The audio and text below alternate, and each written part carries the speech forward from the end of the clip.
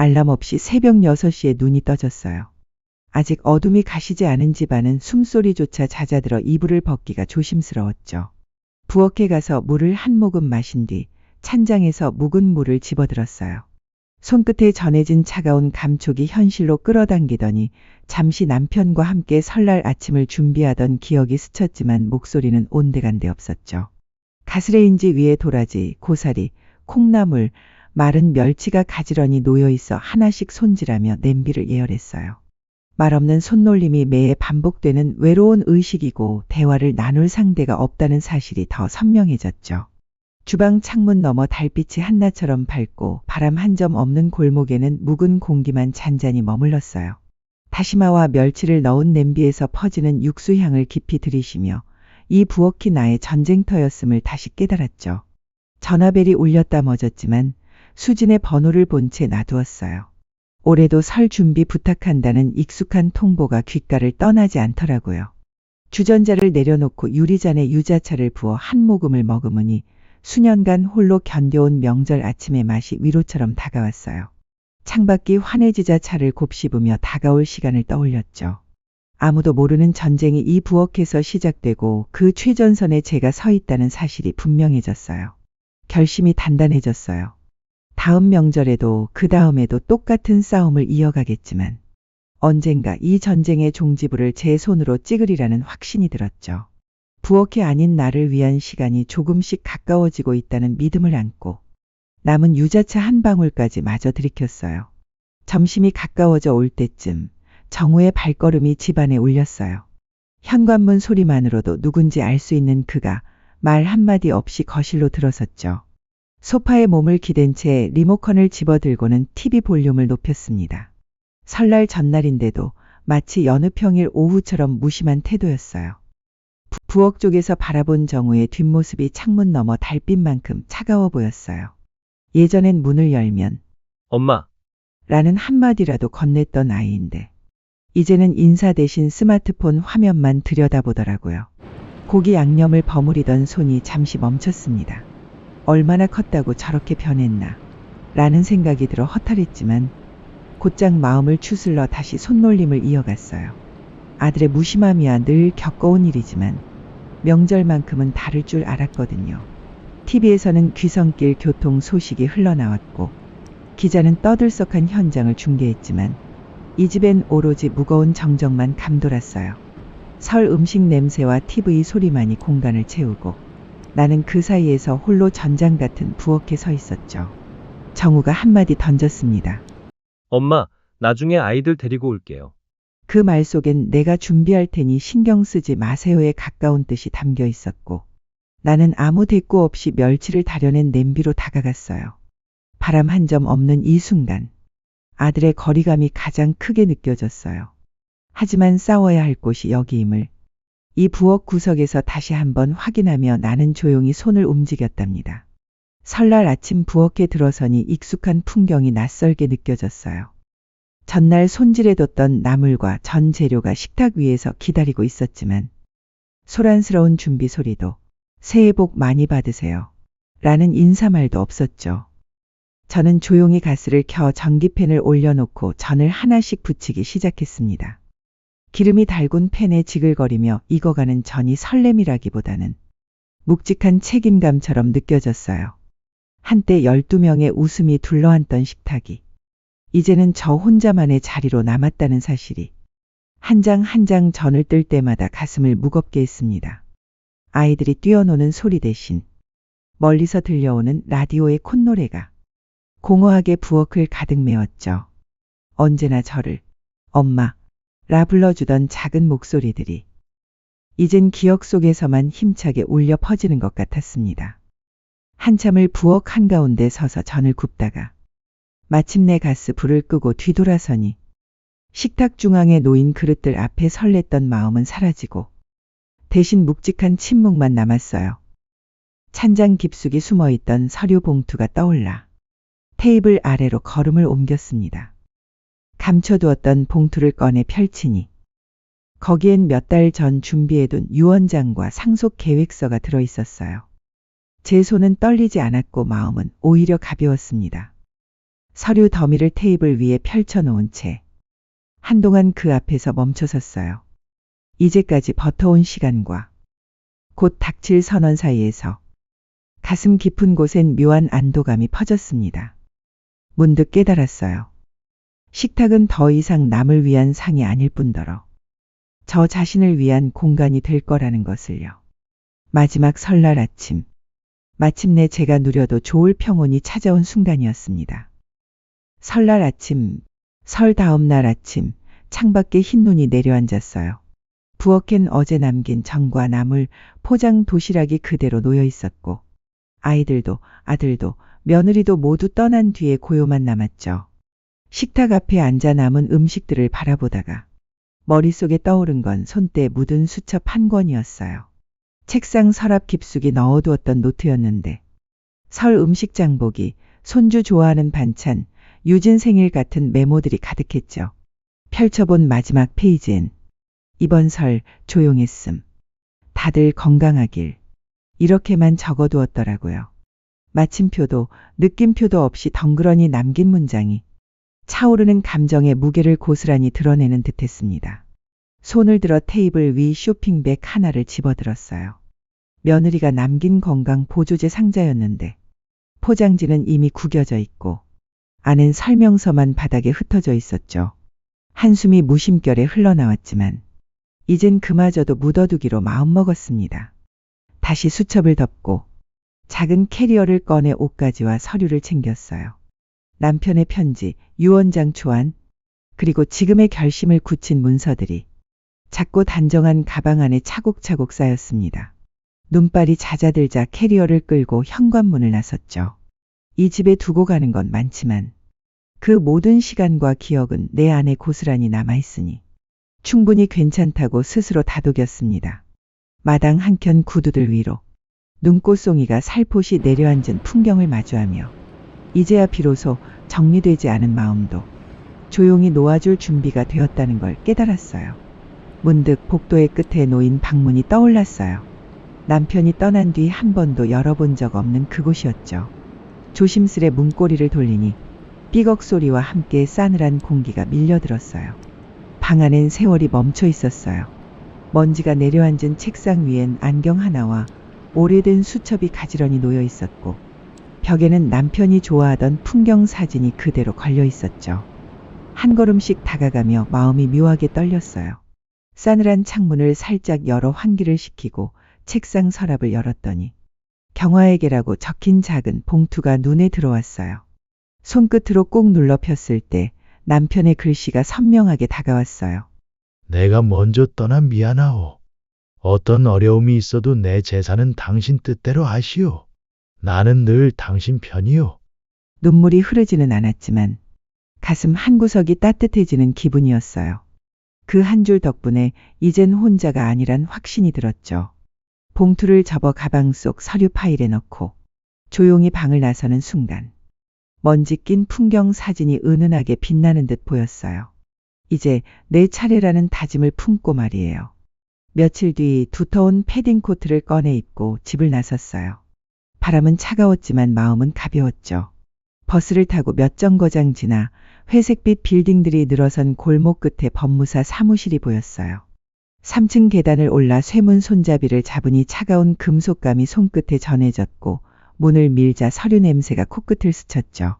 한적한 로비를 지나 작은 접수창구 앞에 섰을 때 직원이 조용히 고개를 들어 반갑게 인사했어요. 예약하신 이경화 어머니 맞으시죠? 네, 맞습니다. 무거운 봉투를 건네자 그는 살짝 미소를 띠고 안내서를 건넸어요. 잠시 뒤 중년의 법무사님이 나를 맞았어요. 깔끔한 책상 위에는 동그란 도장과 흰 서류 뭉치가 놓여 있었고 어떤 도움을 드릴까요? 라는 차분한 목소리가 공간을 가득 채웠죠. 이 집은 남편이 남긴 유일한 자산이에요. 이제 제 뜻대로 정리하고 싶습니다. 목소리가 떨릴 줄 알았지만 의외로 담담하게 말이 나왔어요.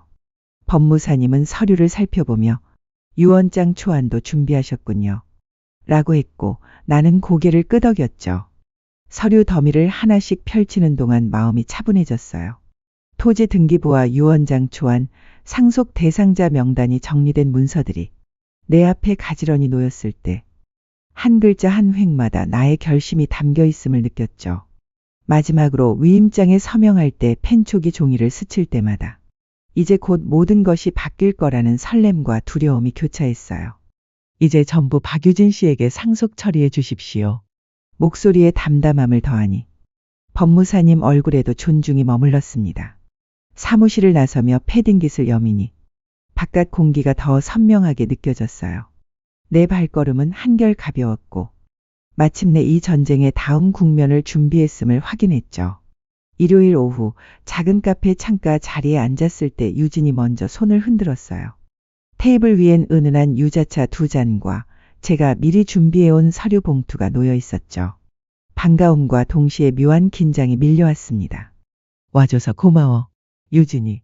말은 담담했지만 가슴 한편이 뜨끈해졌어요. 유진은 고개를 끄덕이며 잔잔히 미소 지었고 그 눈빛에 담긴 따스함이 오래전부터 내렸던 얼음을 살짝 녹였죠. 봉투를 살짝 당기자 복사된 문서들이 눈앞에 펼쳐졌어요.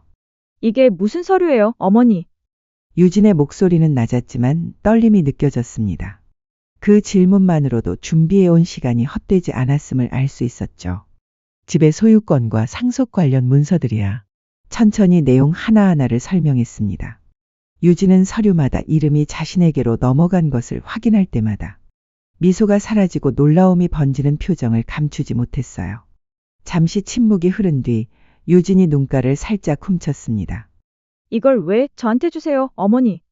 그 한마디 속엔 삶의 무게를 함께 나누고 싶다는 진심이 담겨 있었죠. 나는 고개를 끄덕이며 말했습니다. 언제나 곁에 있어준 사람이 너밖에 없었다. 그 말에 유진은 조용히 손을 내밀어 내 손등을 잡아주었고 그 온기가 오래도록 남아 가슴을 포근히 감쌌습니다. 창밖으로 부드러운 햇살이 스며들자 두 손으로 봉투를 움켜쥔 유진의 모습이 더욱 선명해 보였어요. 그 순간 이 선택이 결코 후회가 아니라는 확신이 들었습니다. 며칠이 지나고 오후가 깊어갈 무렵 부엌에서 손끝에 힘을 주고 나무를 묻히고 있었어요. 초인종 소리가 경쾌하게 울렸고 문을 열어보니 수진이 쇼핑백을 손에 꼭 쥔 채 서 있더군요. 어머니, 저도 이제 상속 대상에 포함되는 거죠? 기대가 묻어있는 표정으로 묻는데 그 눈빛이 봉투 받아드는 순간 살짝 흔들리더라고요. 봉투를 정성껏 건네며 차분히 입을 뗐어요. 이 집은 벌써 유진이 앞으로 모두 넘겼어. 낮고 단호한 목소리에 수진의 얼굴이 하얘지면서 입술이 살짝 떨렸습니다. 아, 그게 무슨 말씀이에요? 급하게 묻는 수진 씨에게. 이미 유진이 명의로 이전해뒀으니 그 외엔 달리 할 말이 없다. 말이 끝나기도 전에 현관문을 조용히 닫는 발걸음이 귓가를 스쳤죠. 문이 닫히자 문틈으로 스며드는 정막이 내가 던진 이미 넘겼어 라는 한마디보다 더 묵직하게 느껴졌어요. 그 순간 수진이 늘 믿어왔던 기대가 자신을 위한 게 아니었다는 걸 비로소 깨달았겠죠. 나 역시 싸움의 판이 완전히 뒤집혔다는 사실을 그리고 이제 흐름을 내가 쥐고 있다는 걸 또렷이 실감했습니다. 새벽 공기가 유난히 차갑다 싶어 두툼한 가디건을 더 여며던 순간 초인종이 울렸어요. 시계를 보니 4시 조금 넘어가더군요.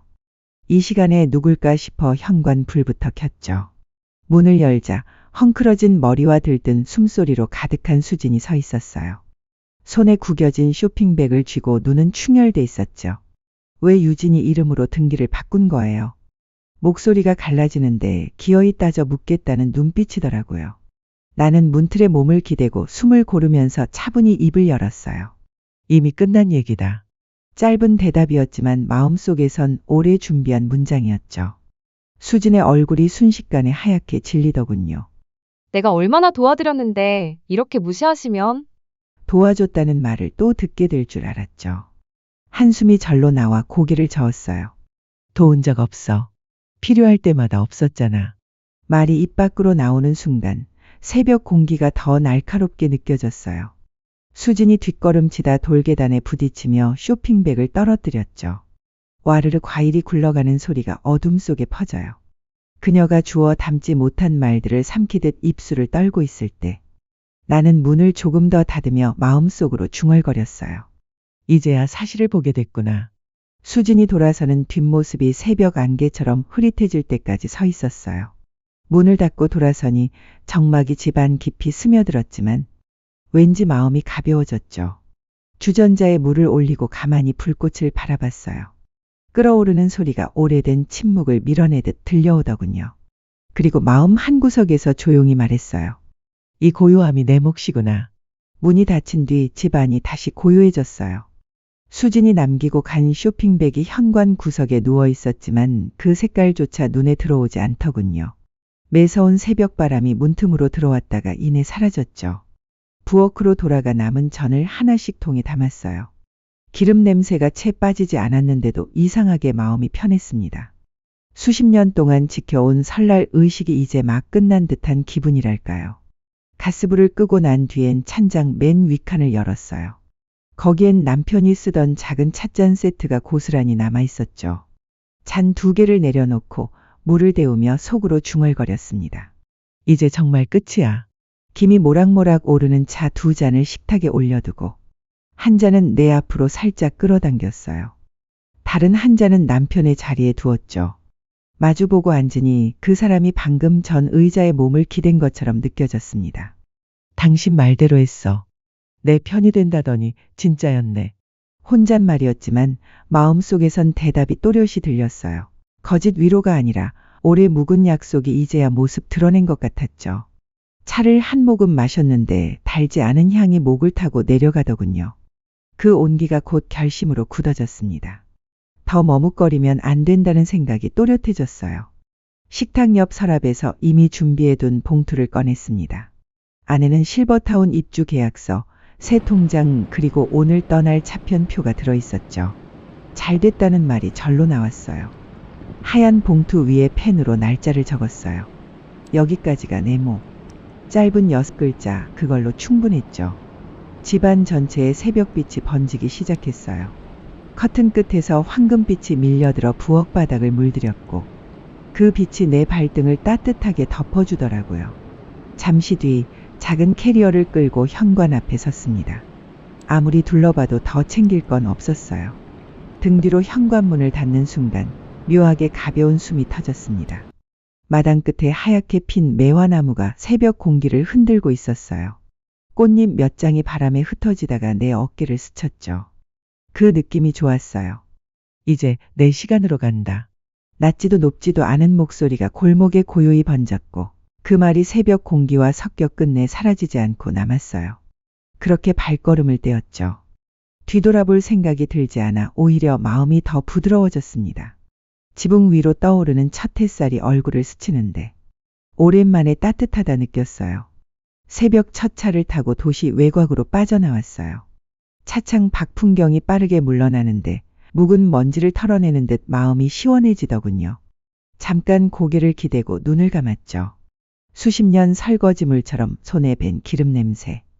도라지 삶던 김이 떠올랐지만 곧 사라졌습니다. 버스는 가로수가 줄지은 도로를 지나 실버타운 정문 앞에 멈췄어요. 하차벨이 띵하고 울리자마자 캐리어를 끌고 내렸죠.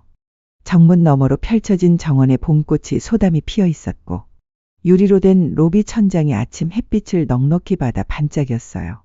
어서 오세요. 입주 절차 도와드릴게요. 직원이 반갑게 인사하며 서류를 확인했어요. 이곳 주소가 이제 내 집이라는 생각에 가슴이 살짝 뛰었죠.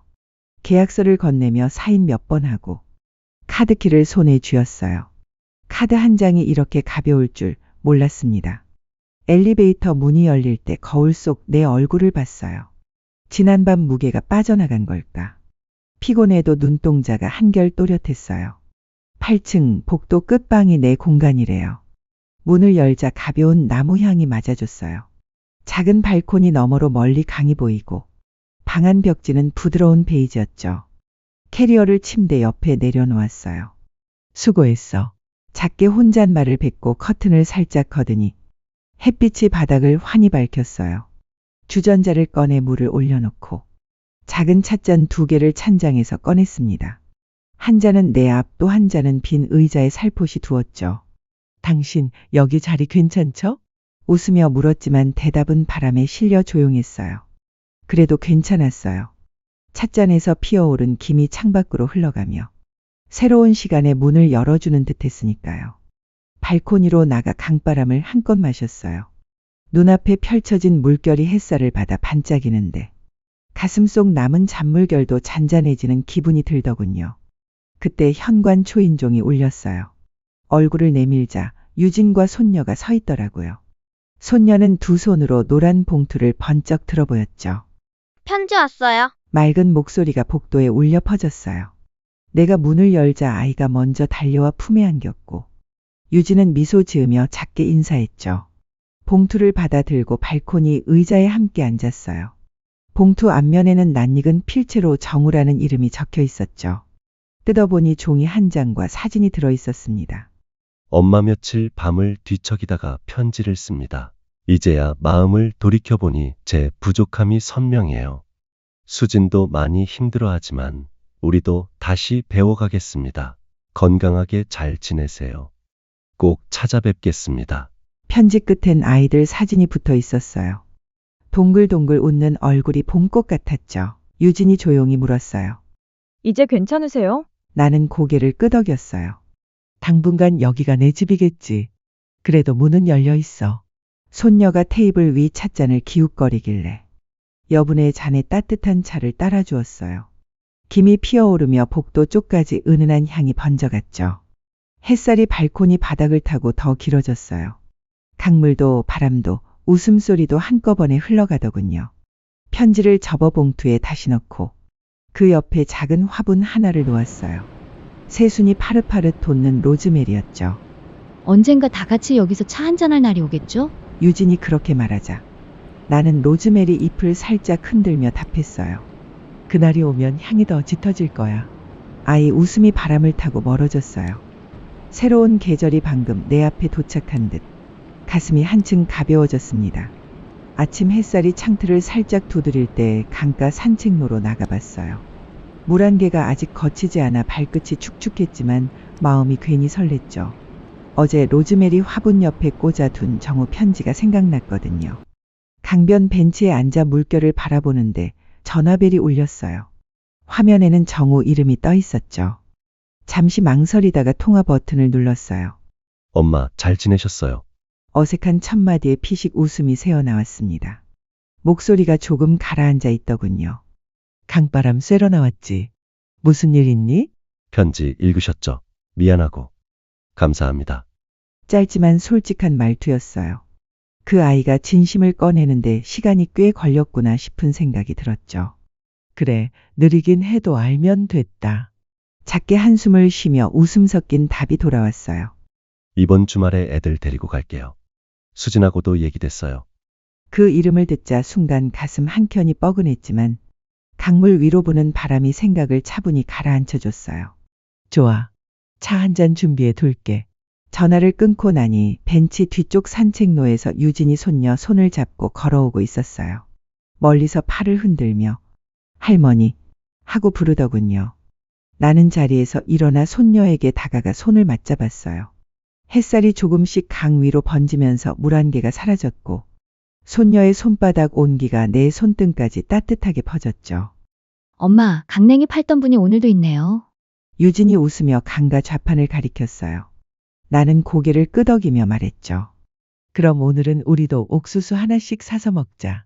손녀가 좋아서 박수를 치고 유진이 미소 지으며 고개를 기울였어요. 강변을 따라 3사람이 천천히 걸었죠. 바람이 로즈메리 향 비슷한 풀 냄새를 실어와 코끝을 간지렸어요. 한동안 걸어가며 속으로 중얼거렸습니다. 이번 주말 아이들도 올 테지. 이제는 같은 자리에 앉아도 속마음 숨기지 않고 얘기할 수 있겠지. 발밑 자갈이 사각거렸고 강물은 여전히 햇살을 받아 반짝였어요. 그 반짝임이 내 발걸음을 조금 더 가볍게 밀어주는 것 같았죠.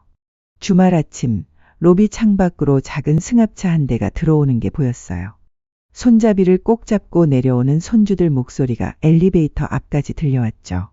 현관문을 열자 먼저 아이들이 달려 들어왔습니다. 아니, 둘이 번갈아 안기는데 어깨가 순식간에 따뜻해지더군요. 조금 뒤에 정우가 멋쩍게 고개를 숙였어요. 손에는 커다란 과일 상자를 들고 있었죠. 엄마, 오래간만이네요. 목소리가 낮았지만 예전보다 한결 부드러워졌습니다. 뒤이어 수진이 들어섰어요. 잠시 눈이 마주쳤는데 그동안 보지 못했던 복잡한 표정이 스쳐 지나가더군요. 어머니, 죄송해요. 제가 많이 어리석었어요. 작게 울림을 남기고 시선을 떨구었습니다. 나는 고개를 돌려 주방으로 걸어갔어요. 이미 끓여두었던 대추차 냄새가 집안을 가득 채우고 있었으니 괜한 긴장보다는 향기부터 나눠야겠다는 생각이 들었죠. 차 한 잔들 하고 가. 오늘 바람이 쌀쌀해. 컵을 내려놓으며 말했어요. 수지는 고개를 끄덕이고는 입술을 꼭 다물었죠. 정우도 말없이 냅킨을 챙겨서 아이들 앞에 놓았습니다. 잠시 정막이 흘렀지만 손주들이 컵을 두드리며 깔깔거리자 어른들 어깨가 조금씩 풀리더군요. 과일을 썰어 접시에 담아내왔어요. 정우가 슬며시 내 옆으로 와서는 낮은 목소리로 속삭였죠. 엄마 고생 많았어요. 우리가 너무 늦게 깨달았죠. 나는 숟가락을 내려놓고 그의 손등을 살짝 쳤어요. 늦어도 좋아. 이제라도 알았잖니. 그때 수진이 조심스럽게 말을 이었어요. 집 문제 제가 경솔했어요. 앞으로는 아이들 앞에서 부끄럽지 않게 살게요. 눈동자가 떨렸지만 억지로 피하지는 않더라고요. 나는 작게 숨을 내쉬었죠. 잘 지내면 돼. 나도 이젠 내 자리 찾았으니까. 말을 마치고 손주들이 들고 온 편지 한 장을 펼쳤어요. 아이들이 학교에서 쓴 가족에게 고마운 사람 숙제였는데 제 이름 옆에 맛있는 전을 만들어주는 우리 할머니라고 적혀 있었어요.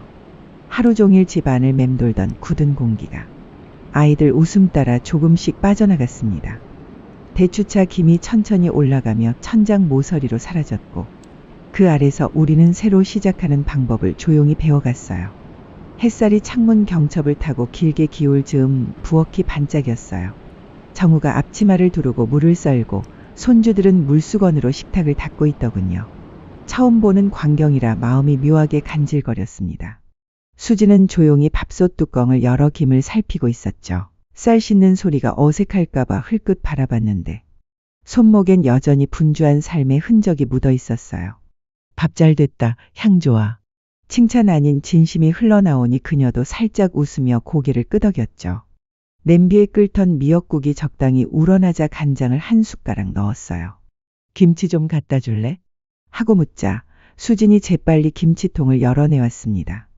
그 움직임이 서툴러 보였지만 마음만은 참 정성스러웠어요.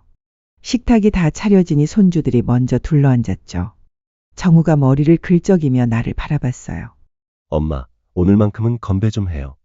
고개를 기울이며 말하길래 냉장고에서 시원한 식혜를 꺼냈습니다. 투명한 잔에 살얼음이 동동 떴어요. 새로 시작하는 날 잘 마셔보자. 짧은 건배사의 잔들이 가볍게 부딪혔습니다. 첫 숟가락을 뜨던 손주들이 할머니 미역국 최고예요. 하고 외쳤어요. 그 소리에 수진도 따라 웃었죠. 긴장되던 어깨가 조금 풀리는 것 같았어요. 식사 중 잠시 정막이 흘렀지만 이번엔 뻣뻣하지 않았습니다. 정우가 국을 더 뜨며 나직이 말했어요. 다음 달에 가족 여행 한번 가요. 강옆 캠핑장 좋다던데. 손주들이 환호성을 지르고 수진이 깜짝 놀라 눈을 크게 뜨더군요. 나는 숟가락을 내려놓고 천천히 숨을 골랐어요. 그래. 이번엔 내가 안 끼고 너희끼리 계획 세워봐. 말끝을 흐리며 웃으니 정우가 어깨를 으쓱했습니다. 걱정 마세요. 이번엔 저희가 다 준비할게요. 따뜻한 밥 냄새가 부엌 밖까지 퍼져나갔고 식탁 위 조명빛이 그릇마다 살포시 내려앉았어요. 창밖엔 벌써 노을이 퍼져 강물이 주황빛으로 물들었죠. 한 숟가락씩 천천히 곱씹으며 생각했어요. 전쟁터라 여겼던 부엌에 이렇게 웃음이 다시 돌아오다니. 새로 핀 로즈메리 향이 살짝 코끝을 스치자 나도 모르게 미소가 번졌습니다.